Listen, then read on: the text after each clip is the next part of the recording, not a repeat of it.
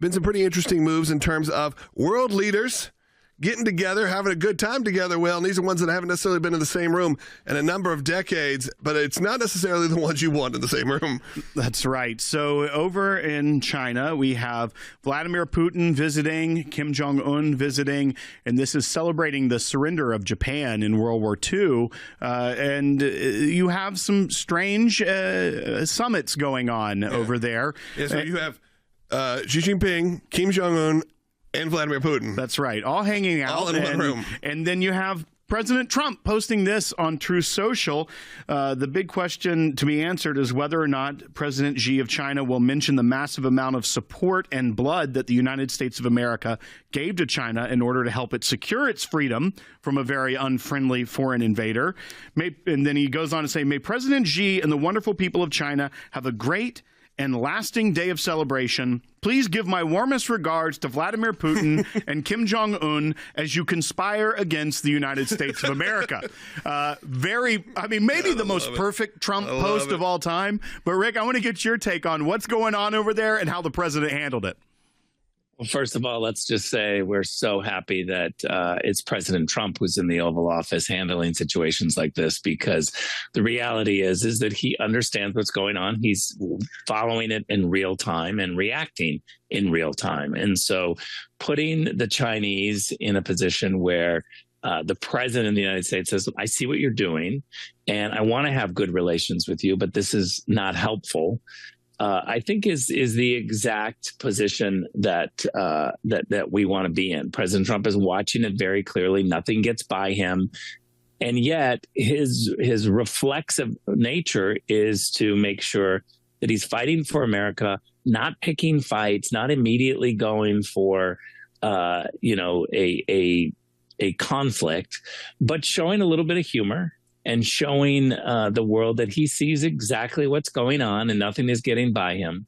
And I think this is what we want to do. It is troubling to see Putin and Xi together, because rule number one of foreign policy is to make sure that Russia and China are not working together against the United States. So I think this is the exact perfect response from President Trump. Yeah, I think that's absolutely true. When I saw that image, there is the part of you goes, okay, President Trump did a good job in kind of diffusing it from a public perspective, but it should be a little bit alarming that we have these guys in the room together, because again, they control. Let's not de-emphasize their power and that they have on the world stage. That is not something to be laughed at. And of course, you said shows that President Trump is still paying attention. Of course, that comes over a weekend of all of the silly rumors that were coming out of his wellness. The guy took like one day off. I mean, remember how long it was between Biden press conferences? I mean, there was like counters that were running, like 3 months. President Trump takes one day off, and they're like, well, he must not be doing very well. He must be sick. And look, you're an 80-year-old man. Sometimes you do get stuff happens, but that was not the case. But of course, this is where we have to run to these.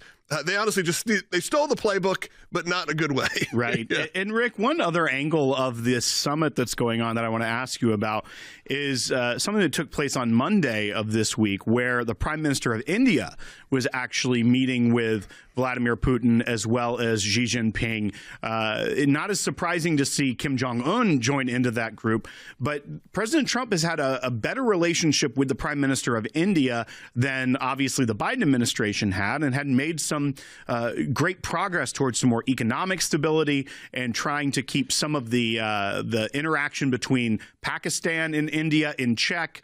What do you make of this show of unity between Russia and China with India on Monday, especially in light of how much progress the Trump administration had made with the Prime Minister of India?